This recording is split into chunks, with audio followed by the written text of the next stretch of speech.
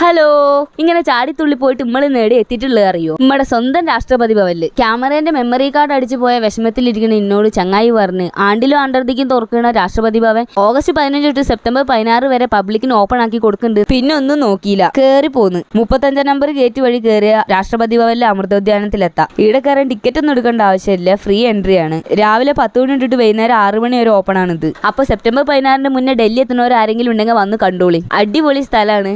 നടന്നു കാണാൻ കുറച്ചുള്ളെങ്കിലും ഉള്ളത് അടിപൊളിയാണ്. 100 കൂടുതൽ വെറൈറ്റി റോസും ബോൺസായും അങ്ങനെ കുറെ തരം ചെടികൾ സെറ്റപ്പ് ആക്കി മെയിൻറ്റെയിൻ ചെയ്ത് കൊണ്ടു നടക്കുന്നുണ്ട്. ഇവിടെ ക്യാമറ ഉള്ളിൽ കയറ്റിയില്ലെങ്കിലും ഓവർ ടാലന്റ് ആയിട്ടുള്ള ക്യാമറാമാന്റെ കഴിവിൽ നിങ്ങൾക്ക് ഇതൊക്കെ കാണിച്ചു തരാൻ പറ്റിയാൽ എനിക്ക് നല്ല സന്തോഷമുണ്ട്. അങ്ങനെ ആടെ കുറെ നേരം പട്ടിഷവും കാണിച്ച് ചുറ്റി തിരിഞ്ഞ് പുറത്തേക്ക് മെല്ലെ ഇറങ്ങിയപ്പോൾ അവിടെ പുറത്തൊരു ഫുഡ് കോർട്ട് കണ്ടത്. ഹിന്ദി ഭാഷയിൽ ഓവർ ടാലന്റഡ് ആയ ഞാൻ ആടെ എന്തെല്ലാം തിന്നാൻ കിട്ടുമെന്ന് ക്യാമറാമാന് വിവരിച്ചു കൊടുത്തിട്ട് ഒരു കാപ്പിയും സാൻഡ്വിച്ചും തിന്നിട്ട് വണ്ടി നേരെ ഇന്ത്യ ഗേറ്റിലെ പരേഡ് കാണാൻ വിട്ടു. പരേഡിന്റെ വീഡിയോ മെമ്മറി കാർഡ്